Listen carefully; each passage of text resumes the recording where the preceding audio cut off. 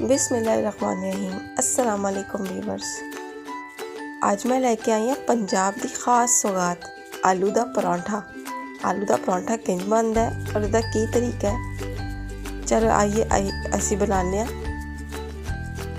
सब तो पहला असी आधा किलो आलू ले लेंगे, उन्होंने चंगी तरह धो के उबाल लेंगे। उबाल के असी उहदे छिलके उतार लिए और छिलके उतारन तो बाद असी उन्होंने किसी मैशर की मदद नाल अच्छी तरह मैश कर लेंगे।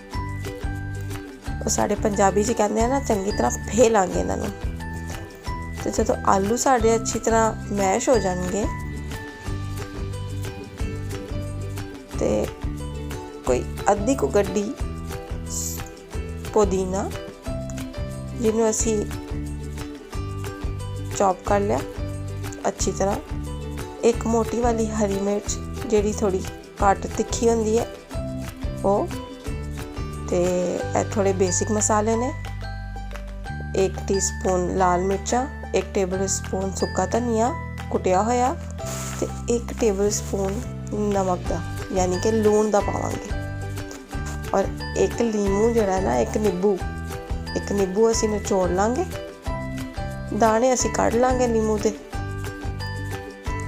अगर तुसी मेरे चैनल ते नवे हो तो प्लीज़ मेरा चैनल सब्सक्राइब करो और अपनी बहन को सपोर्ट करो।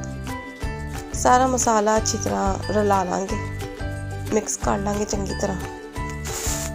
तो सारा मसाला साड़ा अच्छी तरह मिक्स हो जाएगा तो इनू असी मिक्स करके साइड ते रख लांगे।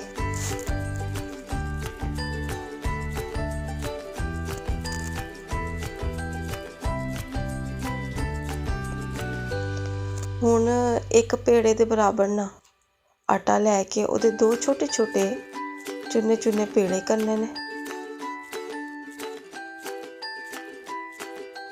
2 पेड़े बना लांगे आटे दे, माड़ा जिहा खुशका ला लांगे।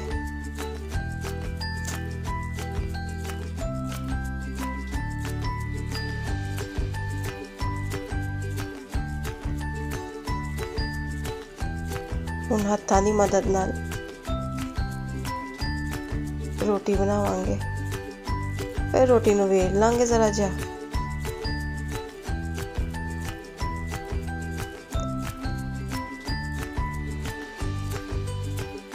कमेंट सैक्शन दे विच तुसी मैनूं लाजमी बताया जे कि किदी माँ जी इस तरीके नाल आलू का परांठा बनाते हैं।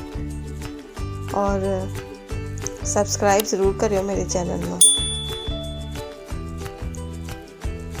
और यह भी दस्या जे कि तुसी किहड़े शहर तो ताल्लुक रखते हो, किहड़े मुल्क तो ताल्लुक रखते हो।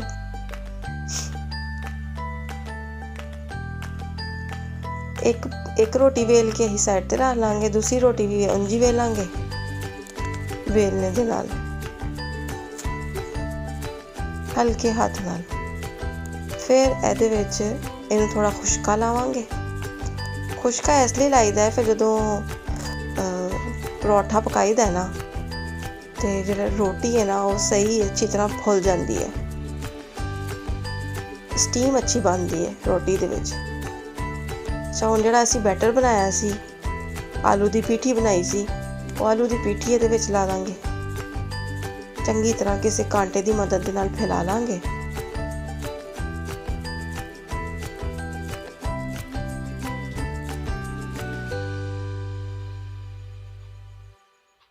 हुण जिहड़ी दूसरी रोटी असी वेली सी वो इहदे उत्ते रखांगे। उंगलियां की मदद दे नाल ना असी इहदे जिहड़ी साइडां दे जिहड़े किनारे ने उन्हां नूं बंद कर लांगे।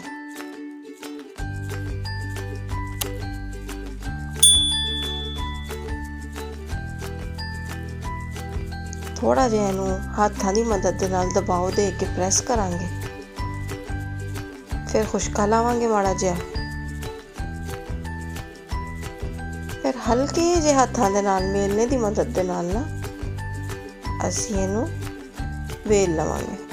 हुण तवे दे उत्ते घिओ लावांगे ते रोटी तवे ते तड़फा छड़ांगे।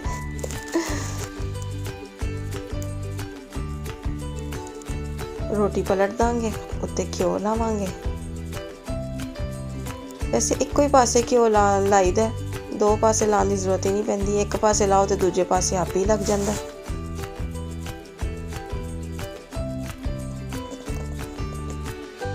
ਇਹ ਵੇਖੋ ਸਾਡਾ ਕੁਰਕੁਰਾ ਪਰਾਠਾ ਤਿਆਰ ਹੋ ਗਿਆ ਜੀ। ਇਹ ਵੇਖੋ ਵੀਵਰਸ, ਮਜ਼ੇਦਾਰ ਕ੍ਰਿਸਪੀ। ਇੱਕ ਪਾਸੋਂ ਪਹਿਲਾਂ ਅੱਛੀ ਤਰ੍ਹਾਂ ਸਿਕਾਈ ਕੱਢ ਲਾਂਗੇ ਨਾ, ਫਰਾਈ ਹੋ ਜਾਏਗਾ, ਤੇ ਫਿਰ ਦੂਜੇ ਪਾਸੇ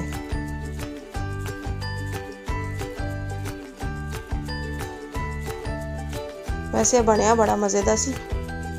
ਮੇਰੇ ਬੱਚਿਆਂ ਨੇ ਤੇ 2 ਵਾਰੀ ਮੰਗ ਕੇ ਖਾਧਾ, ਮਮਾ ਇੱਕ ਹੋਰ ਬਣਾਓ, ਮਮਾ ਇੱਕ ਹੋਰ ਬਣਾਓ। ਫਿਰ ਮੈਨੂੰ 2 ਵਾਰੀ ਬਣਾਉਣੇ ਪਏ। ਤੁਸੀਂ ਵੀ ਬਣਾਓ ਤੇ ਮੈਨੂੰ ਆਪਣਾ ਫੀਡਬੈਕ ਜ਼ਰੂਰ ਦਿਆ ਜੇ ਕਿ ਕੈਸਾ ਬਣਿਆ।